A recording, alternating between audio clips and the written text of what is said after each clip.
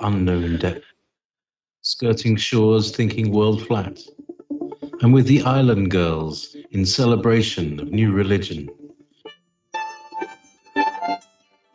Nobody led me or said this way. I sailed alone on makeshift raft with wind as companion.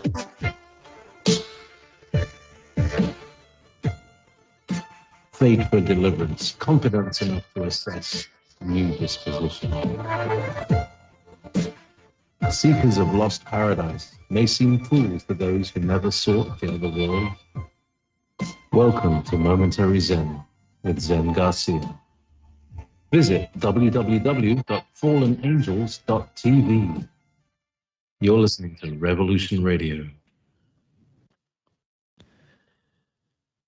Behind the ostensible government sits enthroned an invisible government owing no allegiance and acknowledging no responsibility to the people.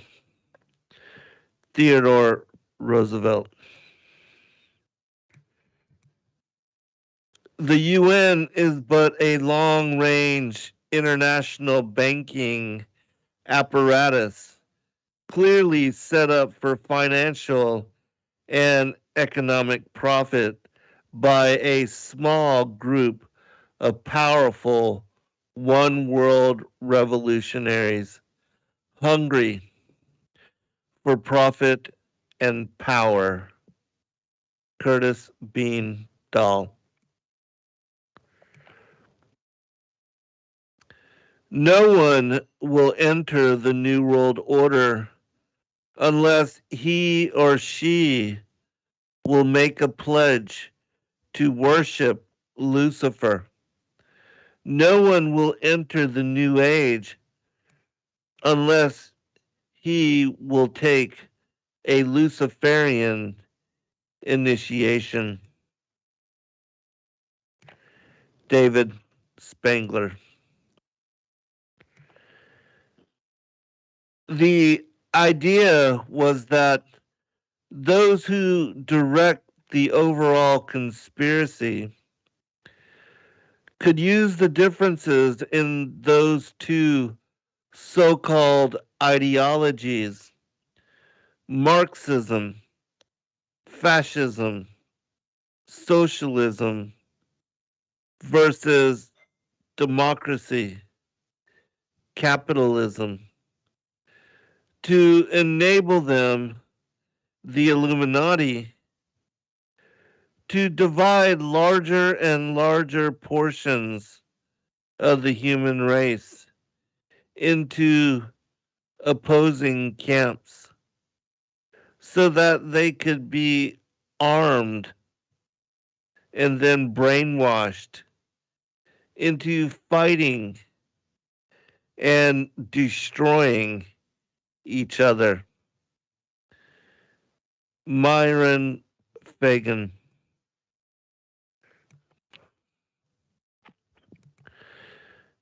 The drive of the Rockefellers and their allies is to create a one world government combining super capitalism and communism under the same tent, all under their control.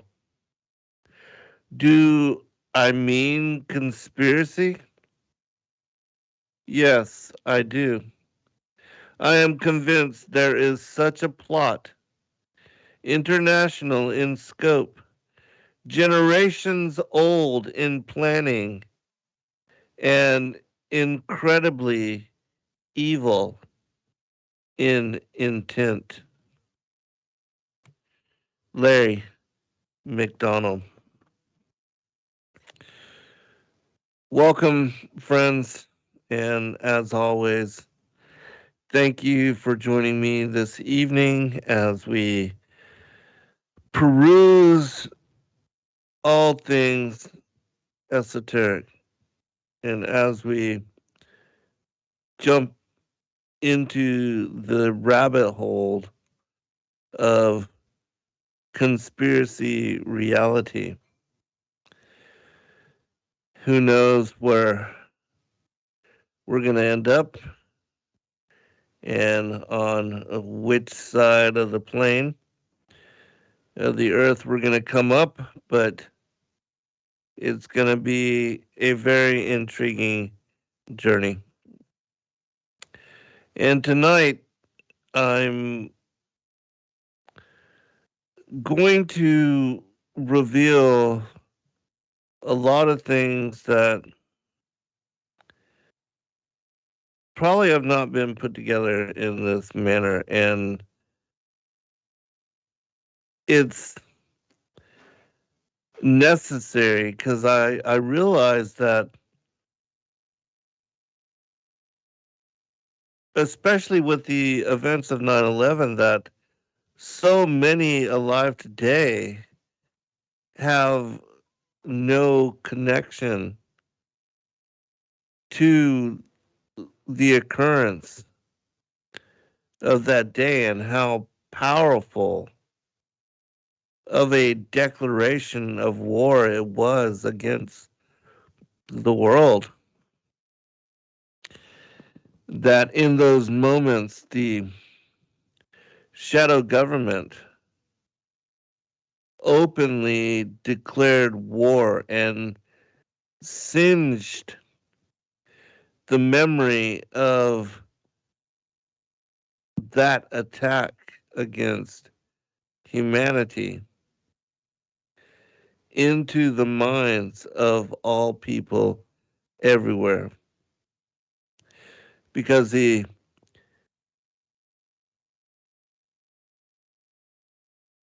video of the planes crashing into the World Trade Centers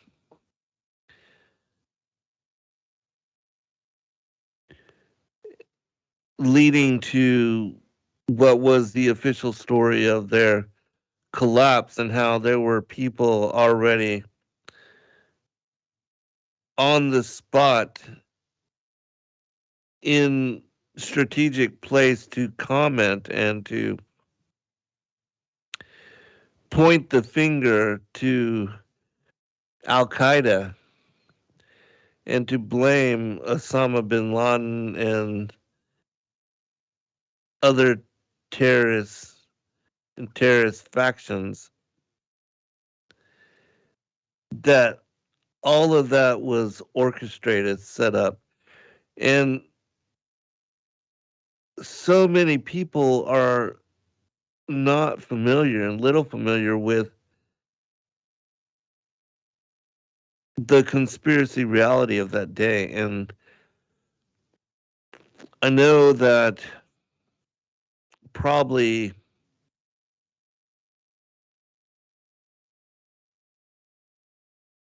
well, a lot of the shows that we've covered in truth have been scrubbed. And I'm going to, of course, be careful and try to tread lightly, but I do want to connect the dots of the bigger picture of how we got to where we are. And just to remind people of some of the things that, especially the youth and those that are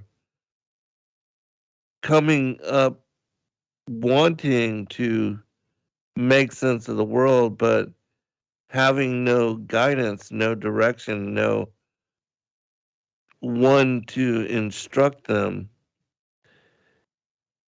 are having great difficulty in making sense of what is going on in regard to the false left right paradigm and how it is that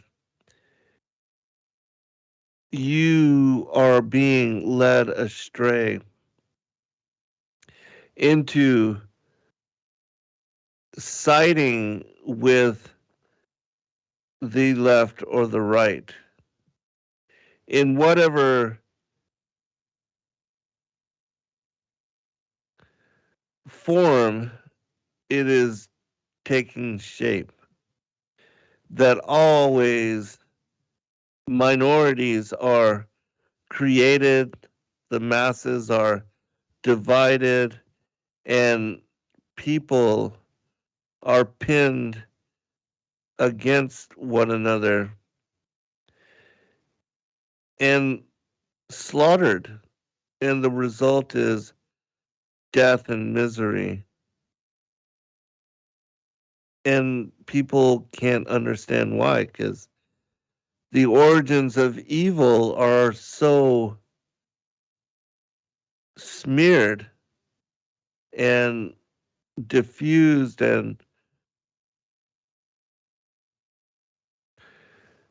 darkened and veiled that the world majority is confused and cannot make sense of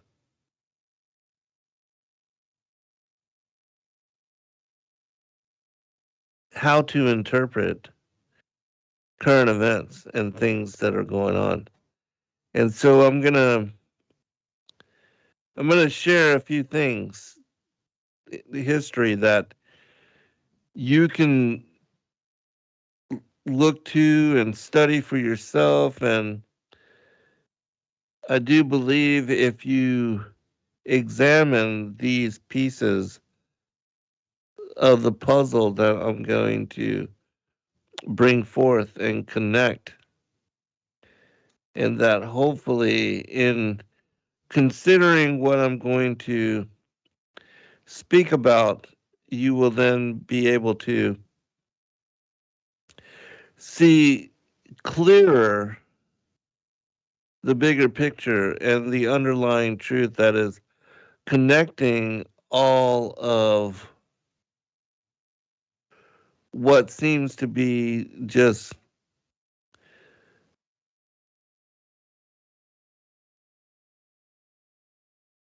disjointed and unconnected pieces of truth. And this has a lot to do with what is going on now in Israel with the war against the Palestinian people and Hamas, and with the ground forces going in. Because what happened over the last week with the slaughter and the massacre of many Israelites and children and older people, families, the massacre that happened where these Hamas terrorists were allowed to, and I say allowed to because that's exactly what happened, in my opinion, that the breaching of the border and their entrance into Israel and the slaughter that took place over 4, 6, however many hours that the campaign occurred, and the many people that did lose their lives, that Israel is so sophisticated in their technology when it comes to fighting against terrorism and securing their boundaries and borders and populations, that, and also, the many people that are involved with the IDF and the individuals that were drafted into military service, which includes men and women, and most of the citizens of Israel have to do um, and have a duty to enter into the armed forces and to be knowledgeable about the defense of their nation. And many of them have come forward and have shared their concerns of how and knowledge that they know in their heart that this was not a failure on behalf of the intelligence services of Israel to detect and to combat the insurgents that breached the border and committed this atrocity, but that they're like the events that happened here in America on September 11th, 2001, which so many people now are not even old enough to remember.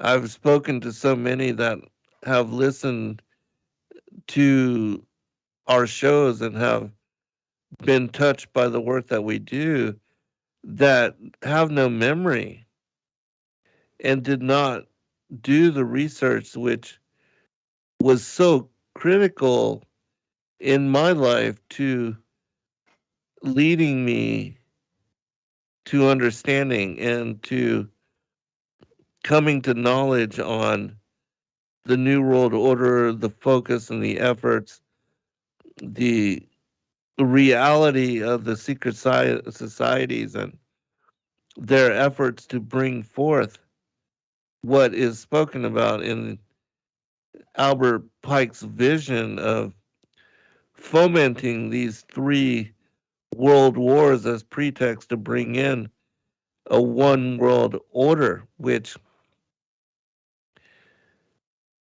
I think most people now understand, know about, and have heard about the New World Order. This is certainly not anything new, but that this agenda has been a focus of the fallen ones, especially Lucifer, Satan, the light bearer, Halal, the son of the morning, Samael, the angel and viper of death, that this angel, since his rebellion against the Most High and in leading one third of the angels astray with him, and also in birthing his own bloodline, in beguiling Eve and seducing her. He impregnated her with the firstborn son of the devil, Cain, who, being of the wicked one, is the progenitor of the seed of the serpent that is and has been at enmity with the seed of the woman, the children of Adam, and that the sons of Belial, the hybrid giants and the demigods and those that are trying to intermingle themselves amongst the seed of men, that this radical evil, this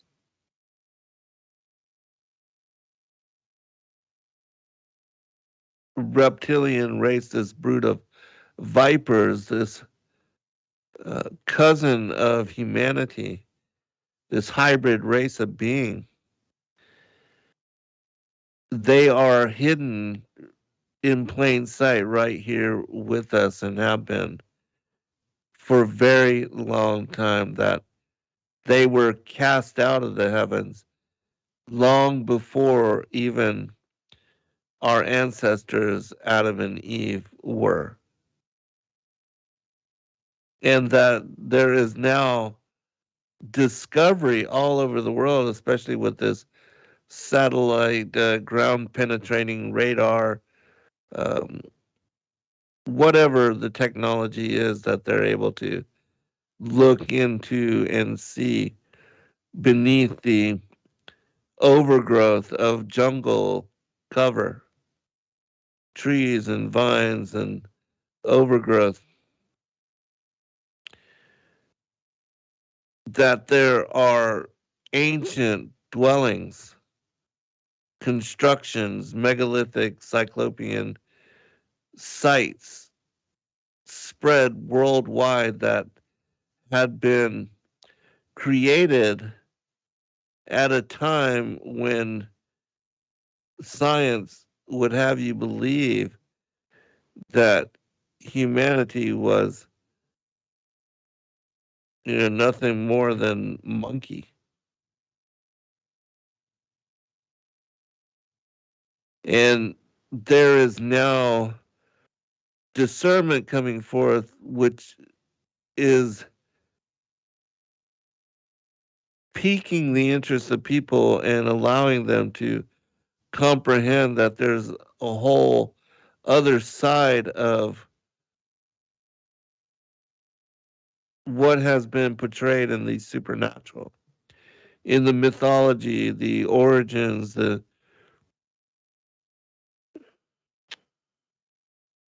what science would call fantasy or fairy tale, even in the children's stories, that there is more truth to what has been said than we are being told.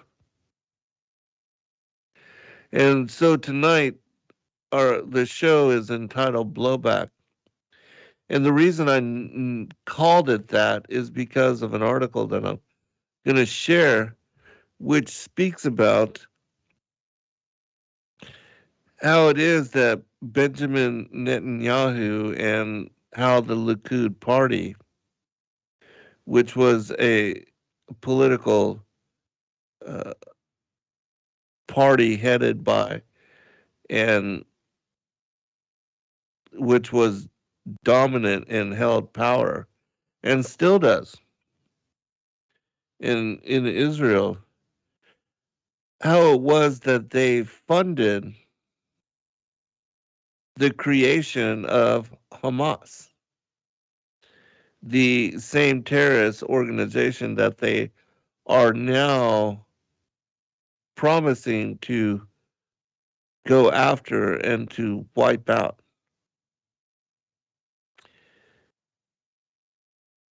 And that this was done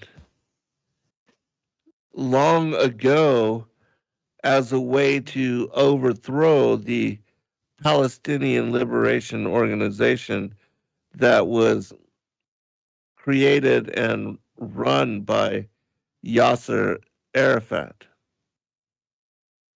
and that he was poisoned and removed from power.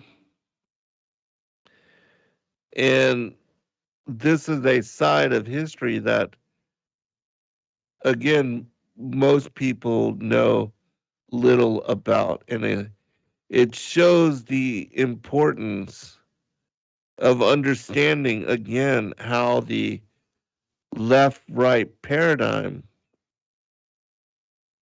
that the elites, the globalists, which have no allegiance to people or nation, but only to the secret societies and to the blood oaths that they take in worshiping their father, the devil, that the scriptures reveal and show to us that our real enemy are those that have been at war against the prophets and the saints for a very long time. that they are the ones that slaughtered the apostles and even conspired and were so bold as to murder the Son of God, the Savior, the Messiah, which took away the sins of the world, and defeating death, restored those of us that are fallen and that were born into this world, restored us to our first estate, and has given us a chance to be redeemed, to be rectified, that we can have eternal life, the greatest, the most amazing gift.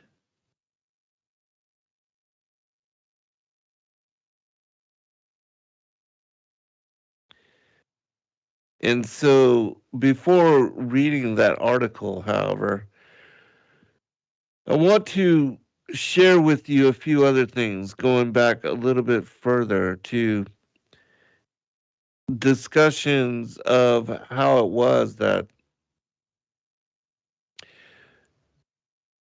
the American CIA and other intelligence agencies, other alphabet groups, how they were also involved with the creation of terrorist groups, and how this goes back generations, even to the of what we know to be the Afghan war, where Russia was defeated and wasted and used a lot of resources in trying to take over Afghanistan in the same manner that the United States did just recently, and of which Biden just abandoned the people there that assisted and tried to help the Americans in overcoming the Taliban, which they were also a creation and were funded by the Pakistani ISI, that the CIA also funded and created them. So I want to just share something really quickly. It's an article about Osama bin Laden being created by the United States. And for those that don't know, that Osama bin Laden was a really good friend of the Bush family, HW and George HW, and um, the governor of Florida. Um, and so we're going to look at that too, because this is going to help to explain some of the other things that we'll get into. All right, give me just a minute to take some water.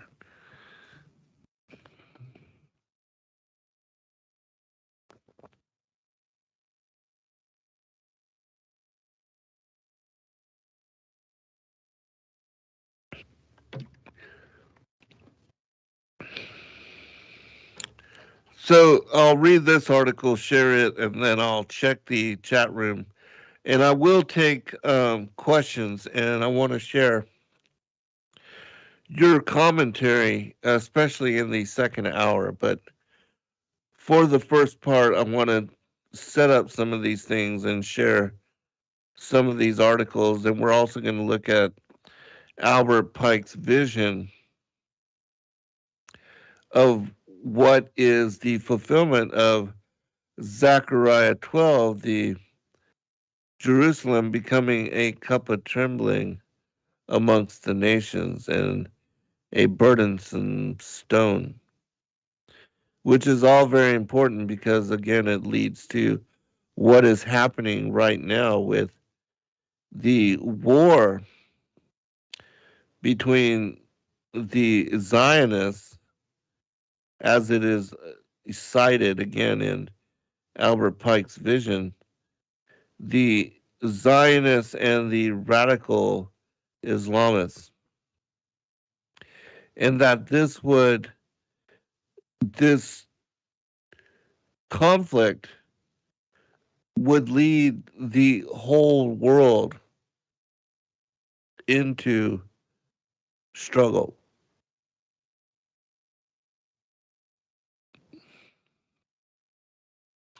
Okay, so here's what it says. Bin Laden is a product of the U.S. spy agencies, according to an article in the Tribune de Genève by Richard Lavery, the writer of the book Les Dollars de la Terreur. The first contact with bin Laden was in 1979 when the new graduate from the University of Jeddah got in touch with the U.S. Embassy in Ankara, Turkey. With the help of the CIA and the U.S. Armed Forces Intelligence Services, he began to organize in the early 1980s and network to raise money and to recruit fighters for the Afghan Mujahideens that were fighting the Soviets. He did this from the city of Peshawar in Pakistan. Part of these activities were financed with the production and sale of morphine, the base of heroin, and this was the beginning of today's Al Qaeda, which means the base network led by bin Laden. Indeed, the chickens are coming home to roost for the CIA and the United States bosses. Another article. This is from the Times of India, London. The Central Intelligence Agency worked in tandem with Pakistan to create the monster that is today Afghanistan's ruling Taliban. A leading U.S. expert on South Asia said here, quote, I warned them that we were creating a monster. Selig Harrison from the Woodrow Wilson International Center for Scholars said at the conference here last week on terrorism and regional security, managing the challenges in Asia. Harrison said the CIA made a historic mistake in encouraging Islamic groups from all over the world to come to Afghanistan. The U.S. provided $3 billion for building up these Islamic groups, and it accepted Pakistan's demand that they should decide how this money should be spent, Harrison said. Harrison, who spoke before the Taliban assault on the Buddha statues was launched, told the gathering of security experts that he had meetings with CIA leaders at the time when Islamic forces were being strengthened in Afghanistan. Quote, they told me these people were fanatical, and the more fierce they were, the more fiercely they would fight the Soviets, he said. I warned them that we were creating a monster. Harrison, who has written 5 books on Asian affairs and U.S. relations with Asia, has had extensive contact with the CIA and political leaders in South Asia. Harrison was a senior associate of the Carnegie Endowment for International Peace between 1974 and 1996. Harrison, who is now senior fellow with the Century Foundation, recalled a conversation he had with the late General Zia-ul-Haq of Pakistan. Quote, General Zia spoke to me about expanding Pakistan's sphere of influence to control Afghanistan, then Uzbekistan and Tajikistan, and then Iran and Turkey. Harrison said that design continues, he said. General Muhammad Aziz, who was involved in that Zia plan, has been elevated now to a key position by Chief Executive General Pervez Musharraf, Harrison said. The old associates between the intelligence agencies continue, Harrison said. This quote, the CIA still has close links with the Pakistani ISI, the Inter Services Intelligence. Today, that money and those weapons have helped build up the Taliban, Harrison said. Quote, the Taliban are not just recruits from madrasas, Muslim theological schools, but are on the payroll of the ISI, the Inter Services Intelligence, the intelligence wing of the Pakistani government. The Taliban are now, quote, making a living out of terrorism, end quote.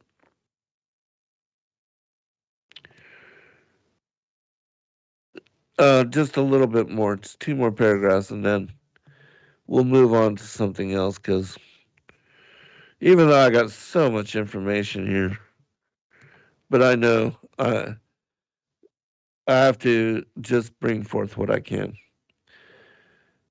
Harrison said that the UN Security Council resolution number 1333 calls for an embargo on arms to the Taliban. Quote, but it is a resolution without teeth because it does not provide sanctions for non-compliance, he said. And quote, the U.S. is not backing the Russians who want to give more teeth to the resolution. Now it is Pakistan that, quote, holds the key to the future of Afghanistan, Harrison said. The creation of the Taliban was central to Pakistan's pan-Islamic vision, Harrison said. It came after, quote, the CIA made the historic mistake of encouraging Islamic groups from all over the world to come to Afghanistan. He said the creation of the Taliban have been, quote, actively encouraged by the ISI and the CIA. Pakistan has been building up Afghan collaborators who will sustain Pakistan, he said. All right, I'm not going to go into it, but just know this as well that I've got, like I said, I've got a number of other articles, but I'm not going to go into it. But I did want to bring up this one. And this was during the time that America had invaded Afghanistan and they were using the Northern Alliance. The CIA was working on the ground with the Northern Alliance to attack and to destroy the Taliban, which they had decades earlier funded and created. And the special forces, they were going after Osama bin Laden, which again is a CIA asset and has been working closely. You know, like I said, he, in red here, he was the one that helped the CIA to establish Al Qaeda, the base, which means the base. And so he was a CIA asset for a very long time and very close member of the Bush family. Even so much that his relatives were allowed to leave and to fly out of the United States during a time when all other flights were grounded and nobody else was allowed to move through the skies or to enter into or leave American air space. And yet, as Michael Moore showed in his documentary, Fahrenheit 9/11, that the bin Ladens were allowed to leave. And this is at a time that supposedly Osama bin Laden had masterminded the events and the attacks of 9/11 against American citizens,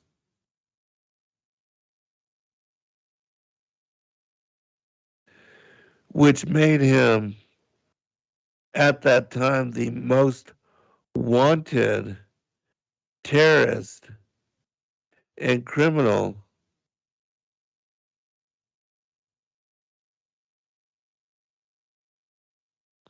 anywhere in the world. But anyways, as Seymour Hersh shared, that when the special forces finally had by American C-130 aircraft, and the special forces, they were pissed, to say the least. They were upset that they were not allowed to complete the mission, and they knew very clearly after bin Laden and these other terrorists were flown and given safe refuge that some portion of the American government was working with them and working for them and protecting them from retribution. And another thing with regard to 9/11 that a lot of people don't consider is that American assets and military forces were put into place and sent so that the invasion on Iraq and Afghanistan could happen immediately after the attacks of 9/11, and that these placements were done months in advance of the attacks of that day. And so somebody knew something somewhere. And it has also been confirmed that FEMA, the Federal Emergency Management Agency,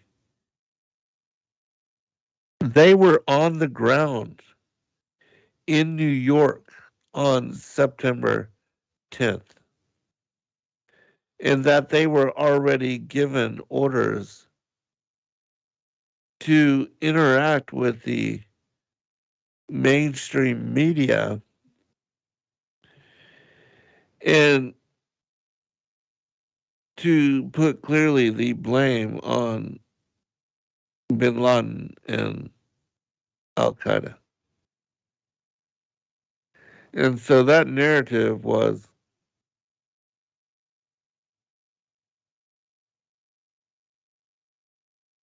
already spoken about and shared and was the official story, the narrative before anything ever occurred. And then, the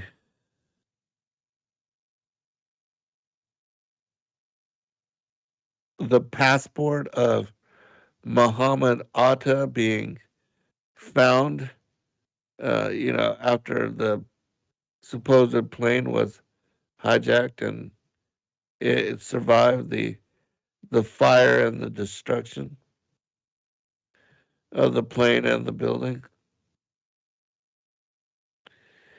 confirming, again that Al Qaeda was behind these events. But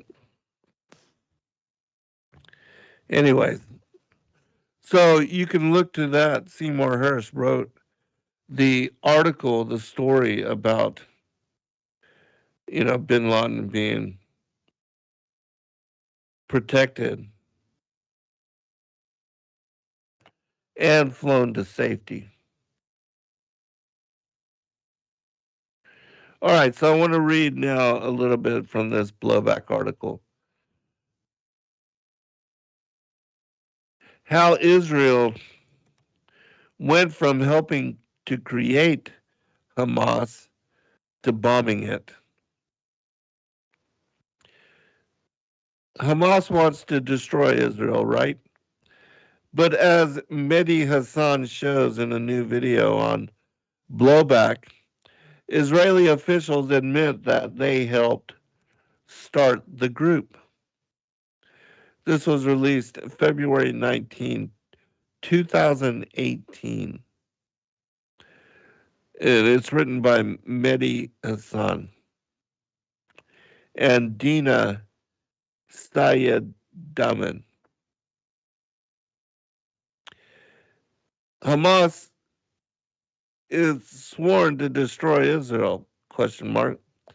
That it's a terrorist group prescribed both by the United States and the European Union, that it rules Gaza with an iron fist, that it's killed hundreds of innocent Israelis with rocket, mortar, and suicide attacks.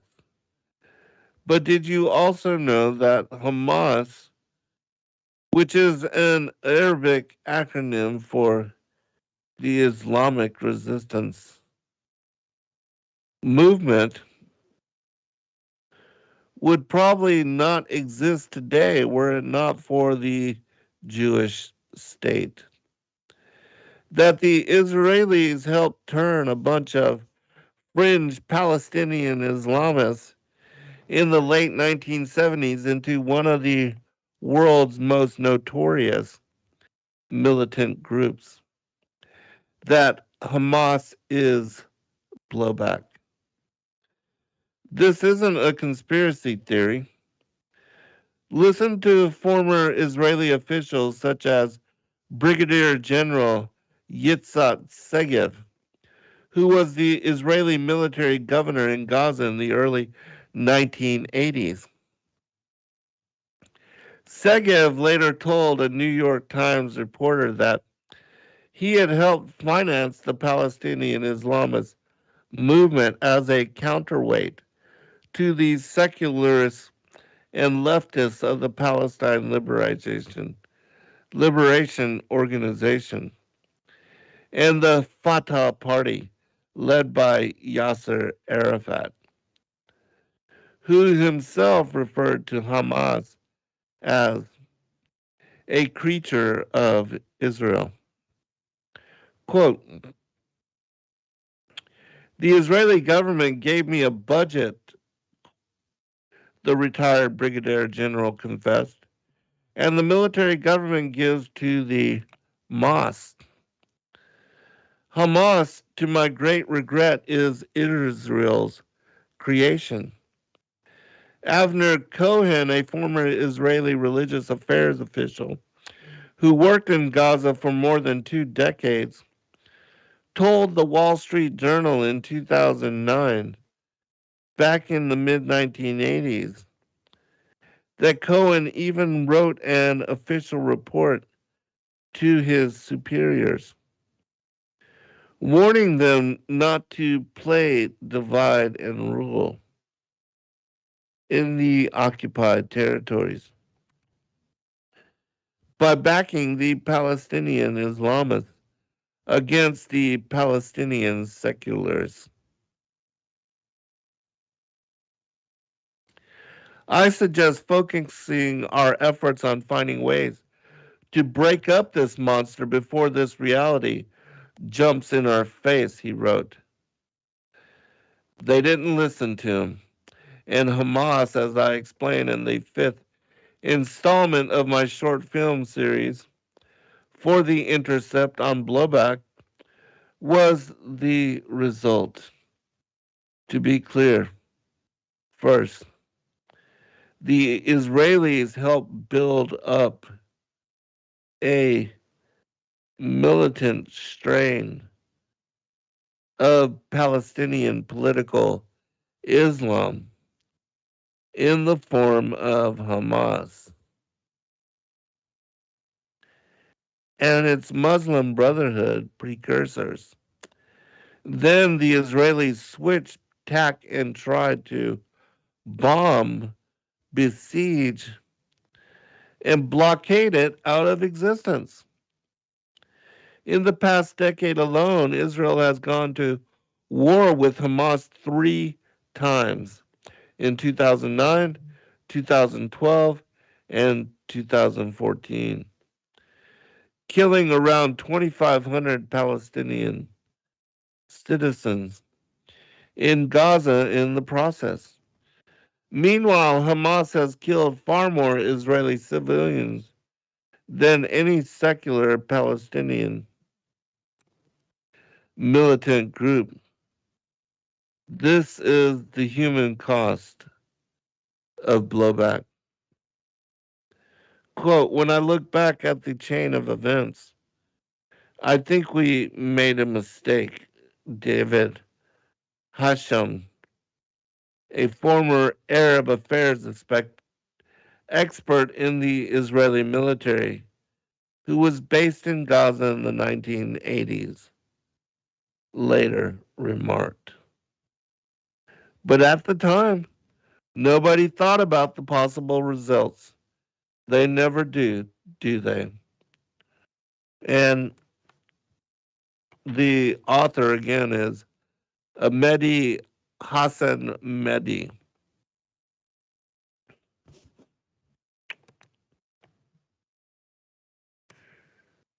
Now I know we only got 1 minute, so I'm just going to read the title of this article and we'll get into it after the break. It says, for years, Netanyahu propped up Hamas. Now it's blown up in our faces. The premier's policy of treating the terror group as a partner at the expense of Abbas and Palestinian statehood has resulted in wounds that will take Israel years to heal from.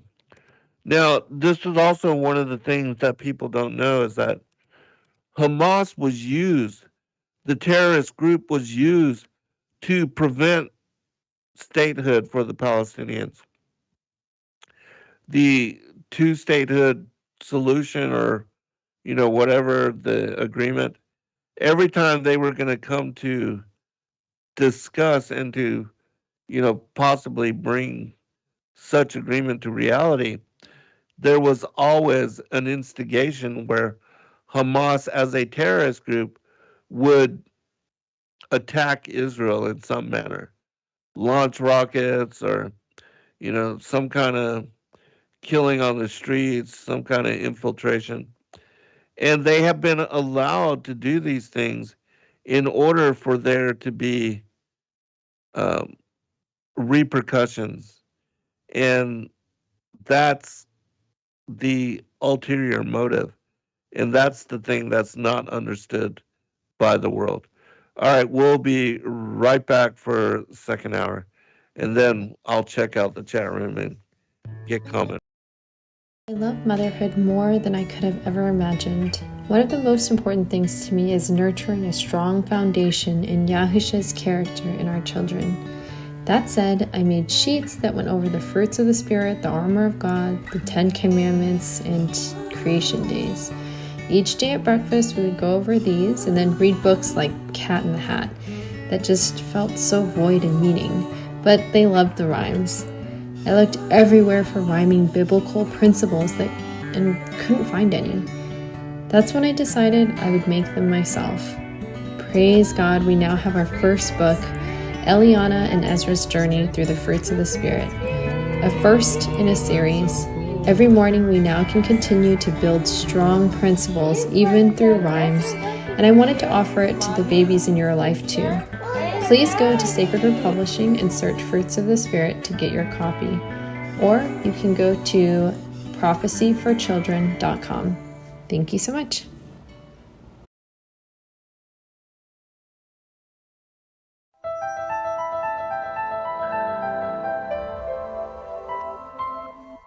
As a bookstore for truth seekers, it's our goal to make ancient manuscripts which were once held captive by secretive institutions available for public consideration. In our generation, where wisdom has increased as Daniel the prophet foretold, we have access to many of the testimonies our early church brethren were persecuted for preserving. After being hidden for centuries, these manuscripts have been leaked from various sources throughout the earth, and it's our goal to gather these sources into printable form to make available for all who seek the ancient way. If you're looking to deepen your studies of the biblical narrative, find these ancient manuscripts and more at sacredwordpublishing.com.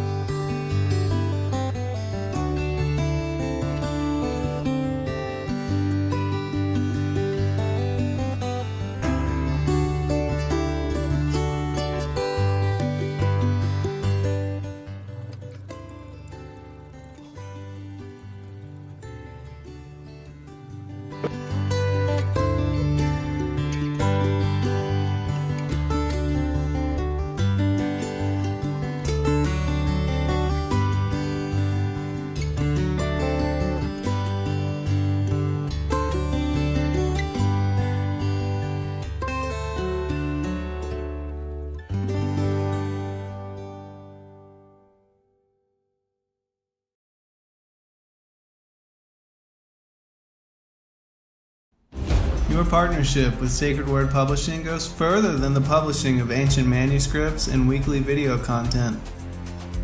You also make a huge impact across the earth in orphanages in Myanmar, India, Uganda, and Kenya. Your support is crucial for the development of the ecclesia of real truth seekers.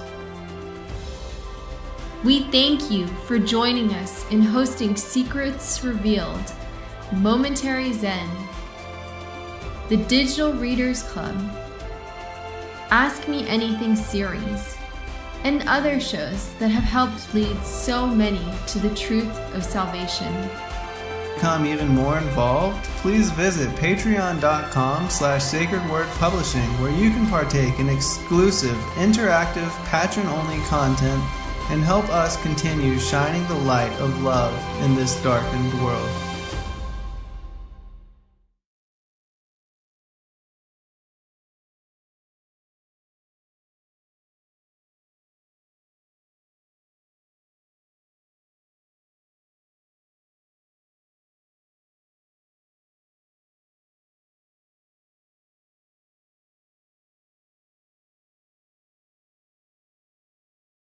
Denial is not a choice anymore.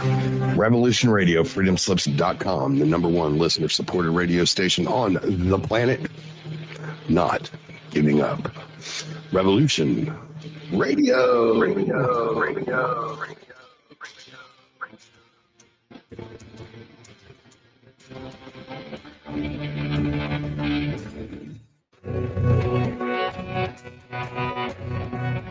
All right. Thanks for listening while we take that short break here at Revolution Radio, freedomslips.com. And now we're going to get back to your host.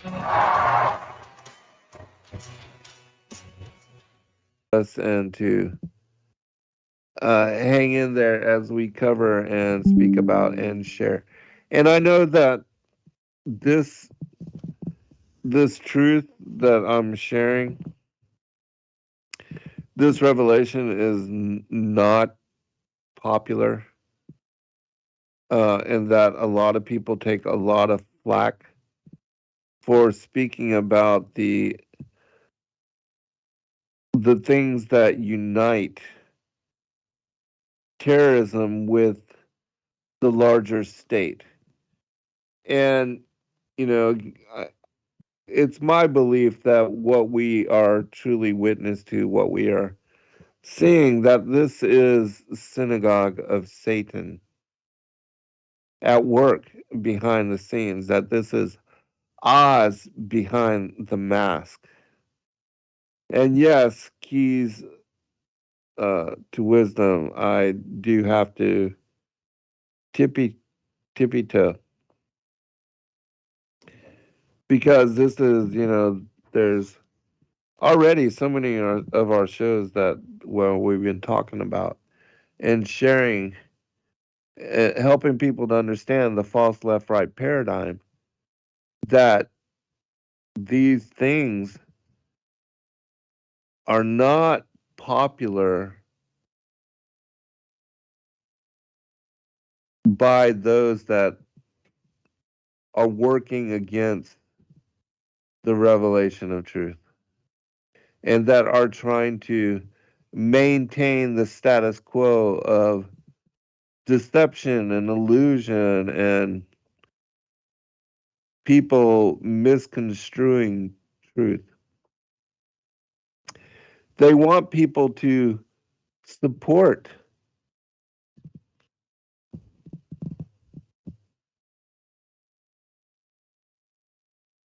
the massacre of innocents. And, I want to also highlight something that Stephen Ben-Nun from Israeli News Live, he has been on the forefront of truth. And he is also, he's Jewish himself, Israeli. And he has come out on the truth and shared the truth of the false left-right paradigm. And he's taken a lot of flack for it.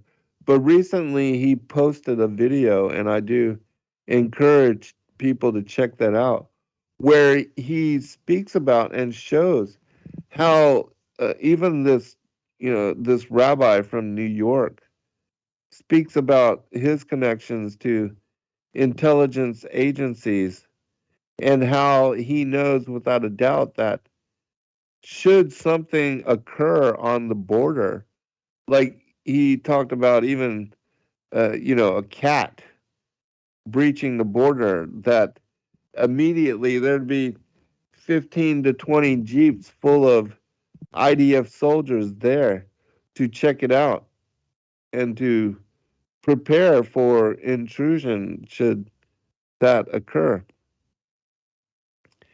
And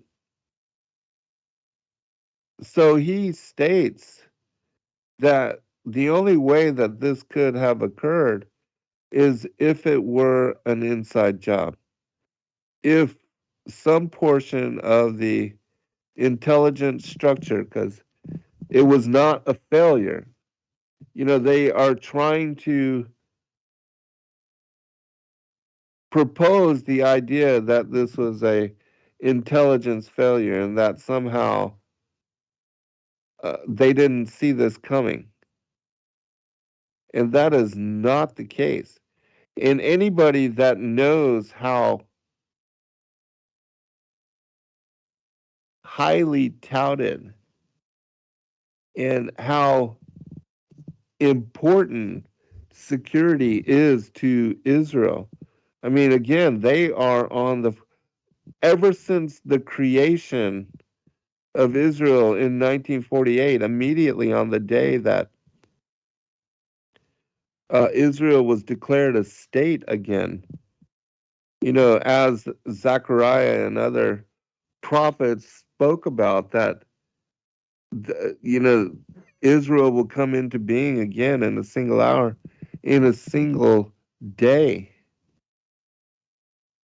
How a nation would be born in a single day, and the unlikelihood of such, and yet this was prophetically fulfilled.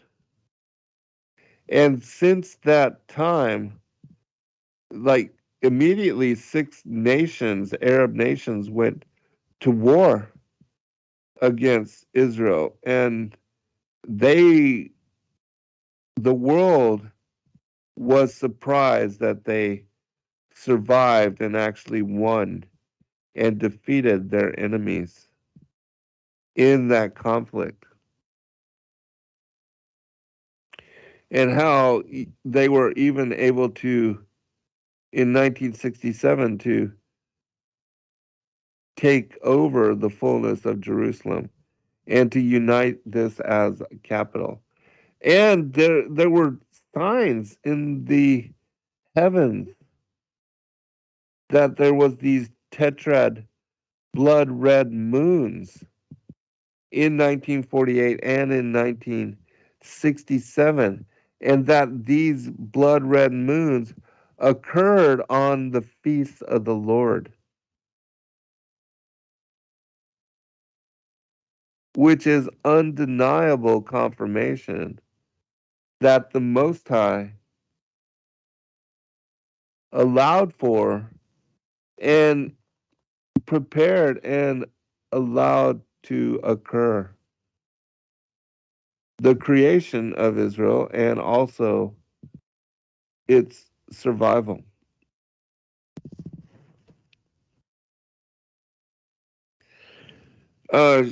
Shay is speaking about the unlikelihood of a steel building. Never in the history of fire has a steel structure been destroyed so that it resulted in collapse, especially in 11 seconds. Yeah, I fully agree with you, Shay. And again, this is one of those things which cannot be explained. And yet this happened numerous times, on 9/11. And that thermite, this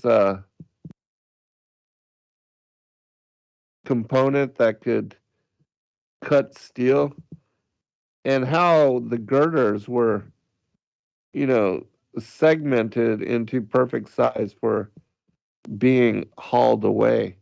And how it was that, Rudy Giuliani, they put GPS on all of the dump trucks, and they immediately removed all of the evidence of the greatest crime to ever take place on American soil. There was no investigation of those atrocities and the commitment of them. And yes, I fully agree with you that this was a controlled, Sharon Corley says that this was a controlled demolition. It's the only thing that makes sense, even with Larry Silverstein, who had the buildings insured for $7 billion, just a few months before the attacks, and representing some conglomerate, in the same way that we don't know who the so-called investors are of the uh, the Federal Reserve System, they collected and they banked off of purchasing and owning these buildings. And there was going to be a problem with all of the asbestos that was contained within those buildings. They were going to have to be destroyed anyways. And yet, for this conveniently to occur and to happen, yeah. And for, again, I spoke about in the previous show where I commented about this occurrence, about how Marvin Bush, the cousin of George Bush, was in control of the security in the World Trade Center buildings before these events went down, and how the power for the first time in the history of these buildings was taken down, and there was no video uh, evidence, or the cameras, the security cameras were taken down for the first time. And it's my opinion that it was during that time that the buildings were seeded with these bombs, and it was those things which brought them down in 11 seconds. Because some people don't even realize that the World Trade Center 1, which I believe it was the second building to actually be hit, supposedly by these planes or missiles or whatever it was that actually hit them. But anyways, this building went down 47 minutes after this occurrence, and that it collapsed at free fall speed in 11 seconds flat. And the official story is that the jet fuel melted the steel, and that's why they pancaked in the manner that they collapsed, one floor on top of the other, until it just disintegrated to the ground in you know in the footprint of the building. It's utterly ridiculous, the official story. um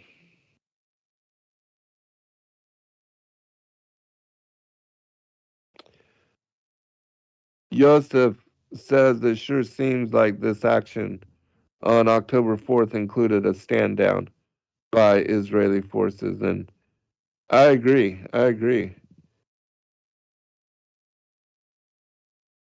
Oh, and what I was saying with Stephen Ben Noon, Israeli News Live, and the video that he shares, not only did he bring forth this rabbi, but he shares the stories of other individuals that had worked with the intelligence services monitoring the border between Gaza and Israel, and how they spoke about, even, they have super high technology now, but this was going back in the 80s, and they were talking about how the borders were completely monitored, so that even if a cat breached and crossed over, they would send out security forces to check it out, and that they were monitored 24/7 by numerous different factions of the intelligence forces,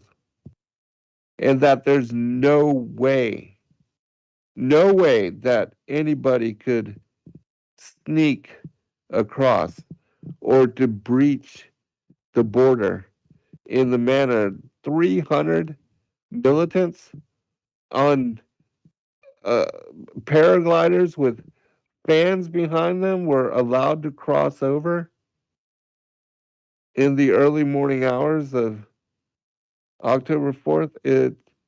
is absolutely nutty that this occurred.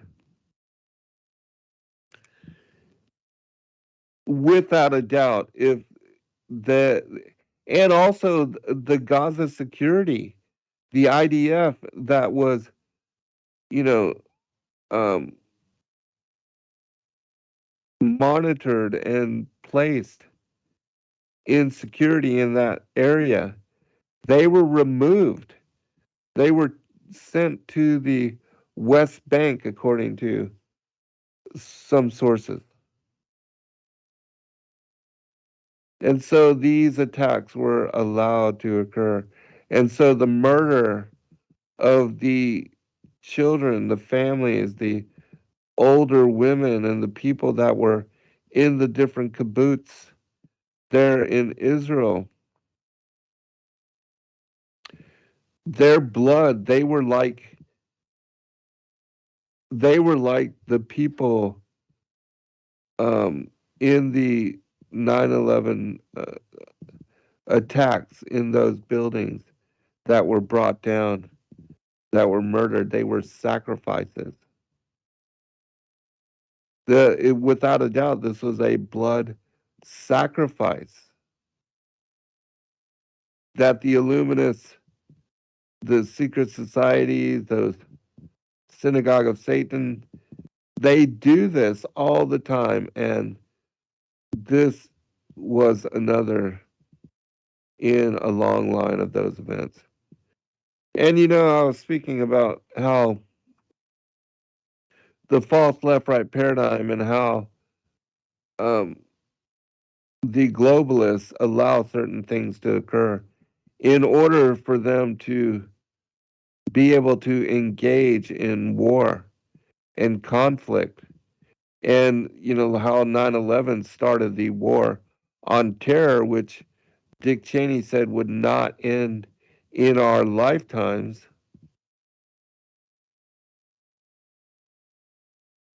But that if you study and you examine and look at the Vietnam War, the Gulf of Tonkin incident, this never occurred. And this was reported by the NSA as being a false flag event. If you examine the radar systems in World War II, they were removed from Hawaii so that the Japanese were able to succeed in their so-called surprise attack on Pearl Harbor. So, I mean, these kind of things and this kind of occurrence, they go back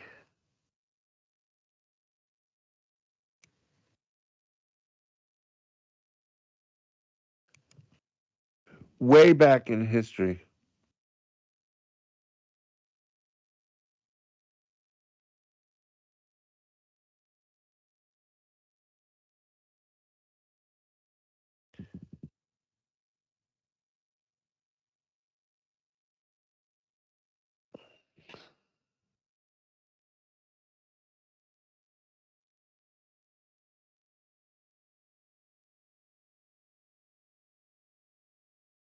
Um, I don't understand exactly what you're saying, Dayton, but I'll read what you said since it's the end of the commentary. I just scrolled down and Dayton says, "Yeah, Zen, you trip me out. Lots of time acting like you don't know of lots of this content when you do." Oh, wise not to speak much. Yes, I agree. Thank you, brother. I appreciate you as well. He says thanks and wish you spoke more. Thanks for telling it. I tried to do what I can to share the truth. I mean, it's hard for me to stand back and not speak about the things that I know. But I also know that these kind of things get us into trouble as a channel. And so I'm trying to be careful, because I want to continue to have this platform to tell you the truth and to share it with you. But I also know that the powers that be, that we're targeted by them, and that we're on their list for deletion, and um, they are messing with us, hiding our numbers, deleting our videos, unsubscribing our listeners. It's it's difficult to try to utilize the platforms that we have to share the truth, because we're just targeted, and there's no other way around it. But I again thank all of you, and let us continue. I want to cover a few more things. I want to share a few things with you that you may not be aware of. And one has to do with the occult technology of power. Because again, I have shared this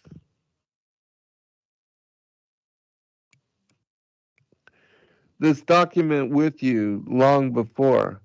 And it's one that I discovered many, many, many, many years ago. It's got to be 20 some years ago.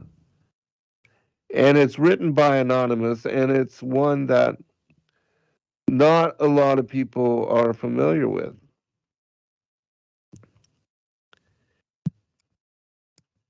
And it's very intriguing because one of the professors, one of the authors in it is Carol Quigley, who taught Bill Clinton. He was the author of Tragedy and Hope, a book that really discusses and shares, teaches about the New World Order, and is written for the globalists, but is accessible by us.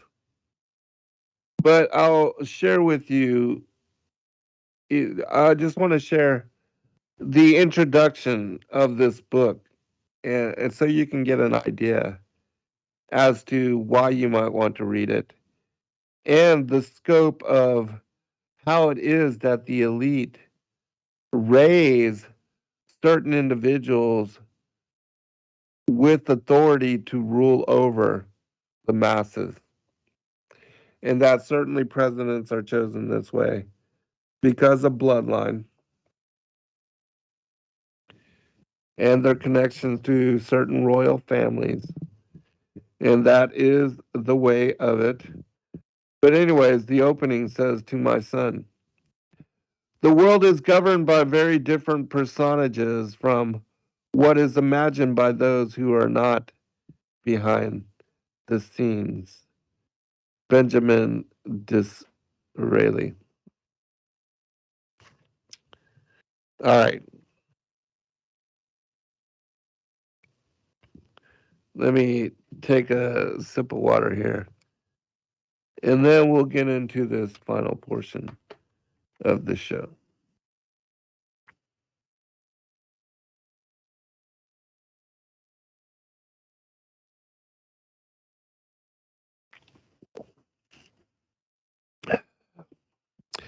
In this thin volume, you will find the transcripts of your initiation into the secrets of my empire.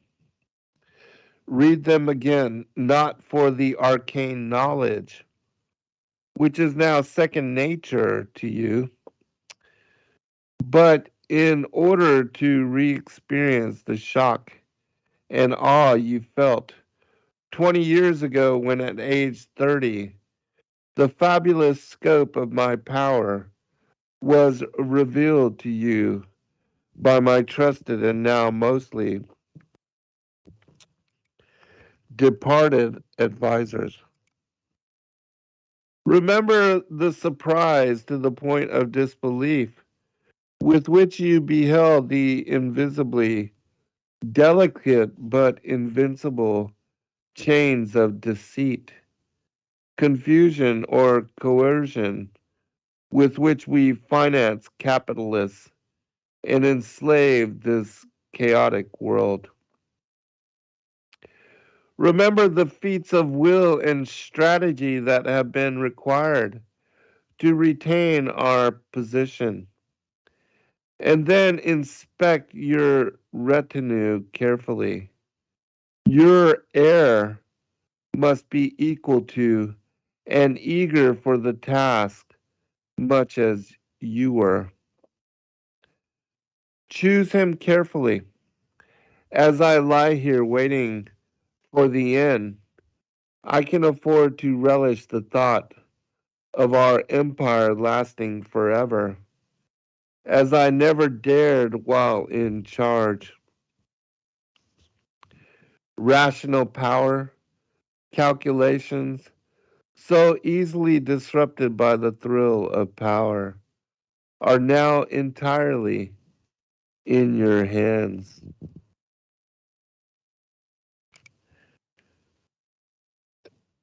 The motto from Aleister Crowley: know, will, dare, and be silent. Okay, so that was the opening.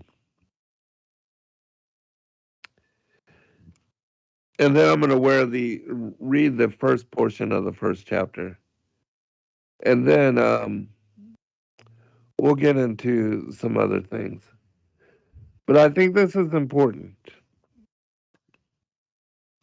And again, this was a book that was written for the son of one of these elitists.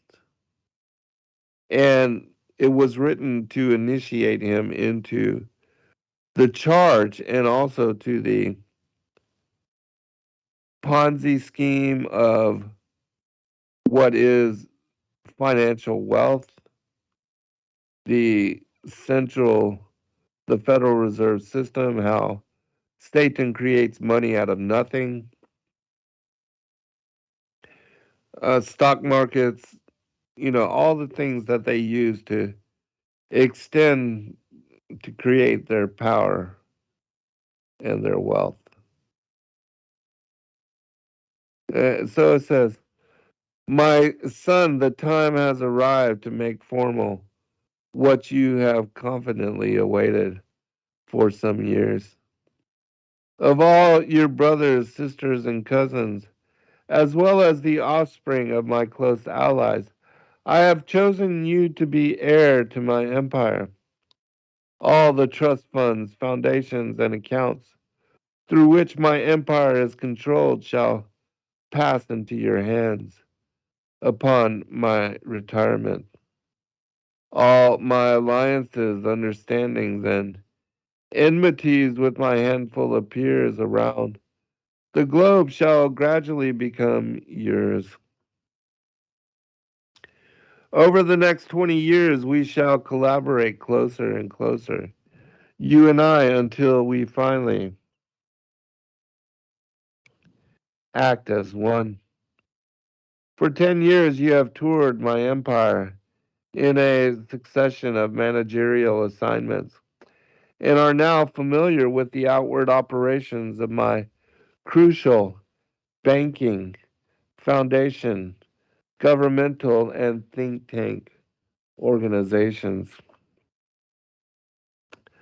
Until now, my advisors and I have deflected your questions as to how and if my diverse operations and holdings, which seem autonomous and even contradictory, are integrated into an organic whole to serve the dynasty interests.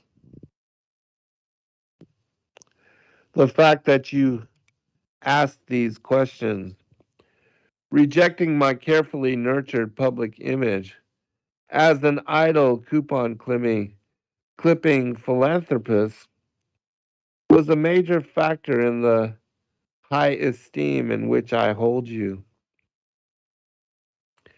Most of your competitors found puppet leadership in any one of my organizations so awesome and gratifying that they immediately eliminated themselves from the contest for the top position, which you have won.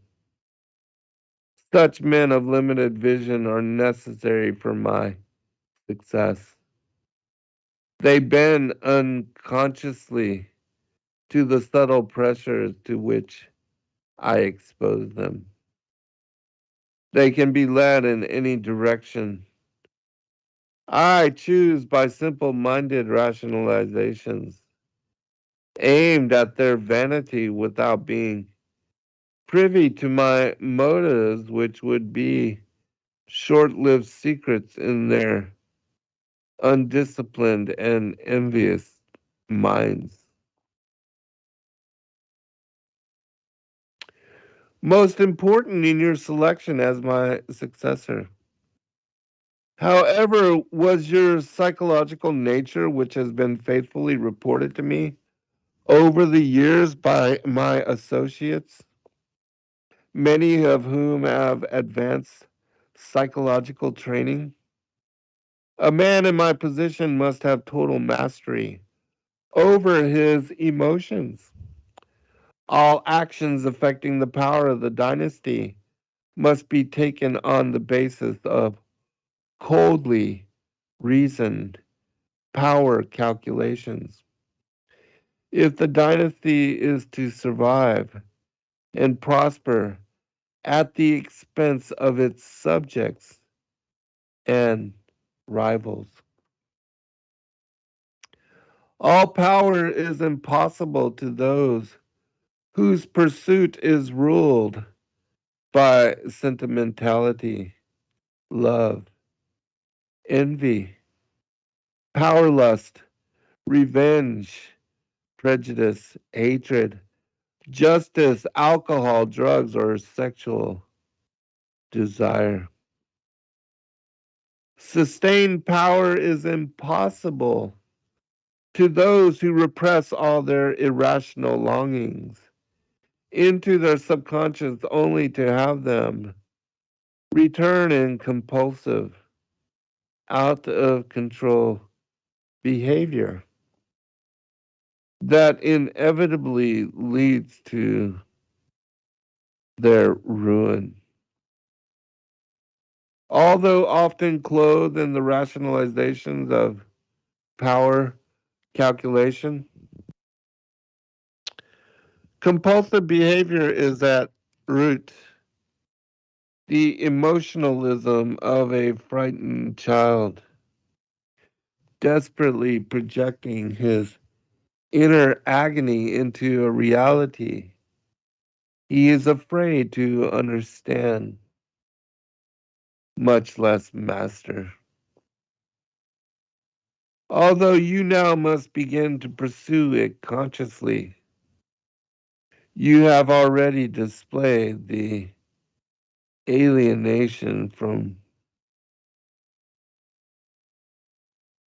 your emotional nature that is so essential to achieving real worldly power. You must recognize your emotional nature as a primitive survival mechanism that was appropriate for the jungle and perhaps useful to common men, but useless for the tasks that confront us finance capitalists. Attachment to what you do just because you do it is the primary psychological characteristic of ordinary mortals. Such cognitive dissonance spells disaster for us. Our emotional mechanisms make our lives worth living, but is no guide to the occult arts of intrigue. So continue to gratify your senses and emotions fully at your leisure. As long as the empire prospers, you will have the resources to indulge in systematic gratification, which will leave your irrational urges satiated and therefore powerless.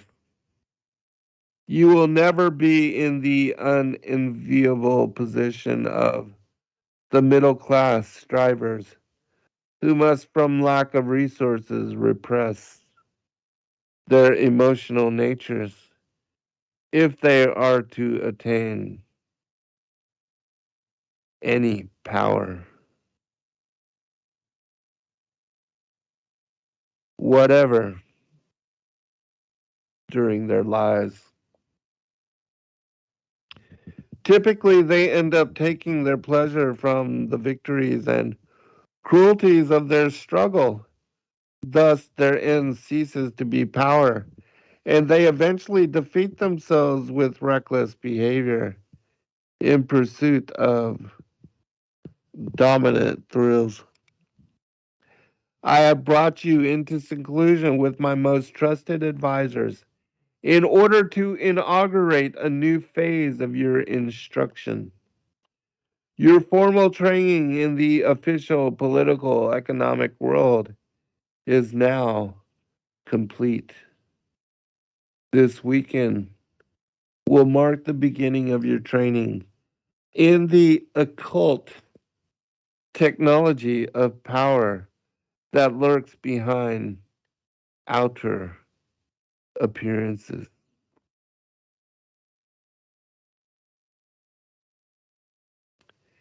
As your tutors will explain, occult or secret knowledge is the basis of all power in human society. So I use the word occult advisedly in its pristine usage. As I am sure that you are aware by now, productivity in itself does not secure power and therefore does not secure the gratifications of life. After all, slaves can be productive. None of my organizations in which you served so well are concerned with advancing the techniques of satisfying human needs and desires. Rather, all are dedicated to the surreptitious, surreptitious centralization of productive, but especially coercive efforts in my hands, or in creating the intellectual climate in which such veiled control would be tolerated in the future. I destroy or paralyze productive efforts that cannot be ensnarled in my web.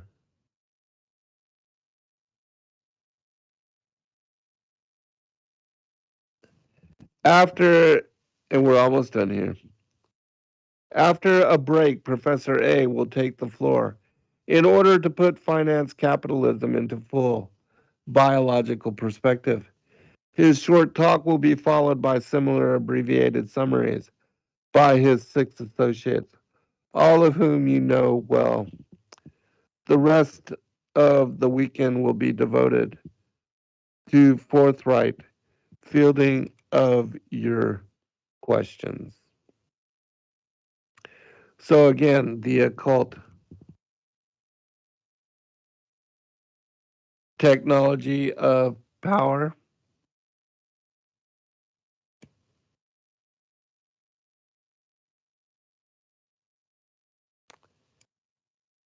I want to share one last thing from this occult technology of power. And it's something that I've shared previously. And it has to do with the false left right paradigm. And I recommend that you read the entirety of chapter 2 because it covers in great detail what I'm going to summarize in short passage. But this is the most important aspect of the left and the right and the illusion of difference that creates political interest and the pursuit of idealism amongst people. So much so that people are caught up in supporting the right or the left when really they are the same thing. And people spend so much energy and so much time in supporting politically the Democrats or the Republicans when the elephant and the donkey are really the same thing. They're controlled by the same faction. That politics is a dog and pony show. And like the Kentucky Derby, where you can bet on the horses and those that are running, and that one of them will eventually win the race and become so called president and the representative of government. But this individual is nothing but a horse that is owned by someone, and that is fed and taken care of and raised in a manner so that they can win the race. But the race is all a dog and pony show. It's all just illusion. Presidents are nothing but puppets on a string. They are just the face of the blood royals that are put out there to control the narrative. Because all the world is a stage, as Shakespeare said. So, the so called left right political spectrum is our creation.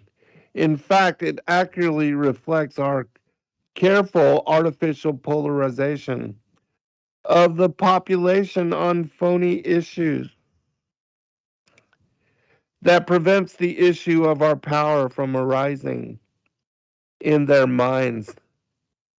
The left supports civil liberties and opposes economic or entrepreneurial liberty. The right supports economic liberty and opposes civil liberty.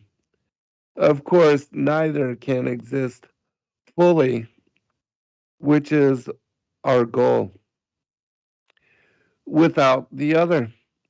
We control the right and left conflict such that both forms of liberty are suppressed to the degree that we require our own liberty, and it rests not on legal or moral rights, but on our control of the government, bureaucracy, and courts which apply the complex subjective regulations which we dupe the public into supporting for our benefit.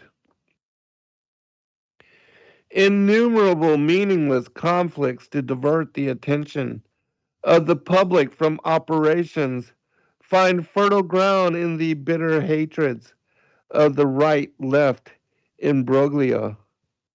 Right and left are irreconcilable on racial policy, the treatment of criminals, law enforcement, pornography, foreign policy, women's liberty, and censorship, to name just a few of the issues.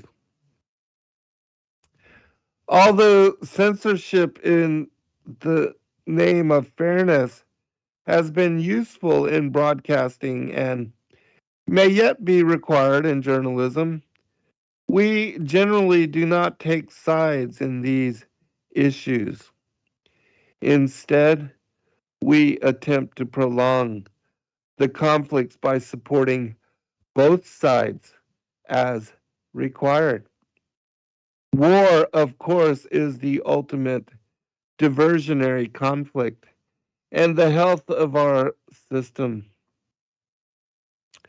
War provides the perfect cover of emergency and crisis behind which we consolidate our power. And since nuclear war presents dangers even to us, more and more we have resorted to economic crisis, energy shortages, ecological hysteria, and managed political drama to fill in the gap. Meaningless brushfire wars, though, always remain useful. We promote phony free enterprise on the right and phony democratic socialism on the left, and thus we obtain a free enterprise whose competition is carefully regulated by the bureaucracy we control, and whose nationalized enterprises are controlled directly through and by our government. In this way, we maintain a society in which the basis of our power, legal titles to property and money, remain secure, but in which the peril of free, unregulated competition is avoided and popular sovereignty is nullified. The democratic process is a sitting duck for our money and power. Invariably, we determine the candidates of the major parties and then proceed to pick the winners. Any attempts at campaign reforms simply put the rules of the game more firmly under our government's control. Totalitarianism of the fascists of communist varieties is no danger to us as long as bastions of private property remain to serve as our basis of operation. Totalitarian governments of both right and left, because of the vulnerability of their highly visible leaders to party rivals, can be manipulated easily from abroad. Primarily, totalitarian dictatorships efficiently prevent new money lords that could challenge our power from arising in whole continents, civilizations, and races. All right, I think we're going to stop it there. But as I said, it continues on. That was part 3 of the occult technology of power. And so let me check the chat and we'll share a few comments. Ye are Elohim, love the name, says there is no choice. Yahuwah sets all the kings on the throne. Watchman 3:16, the illusion of choice. Exactly. It is all the illusion of choice. Everything is staged.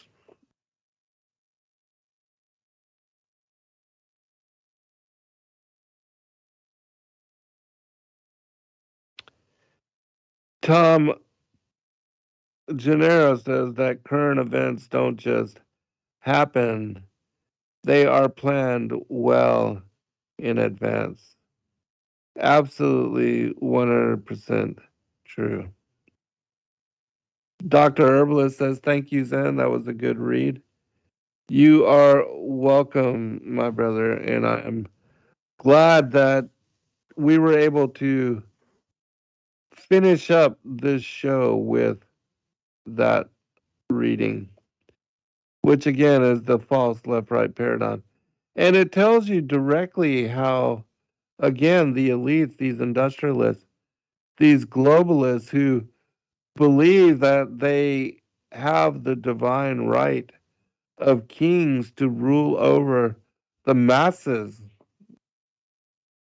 And remember, these are the blood royal, those that sit on the thrones of the world today.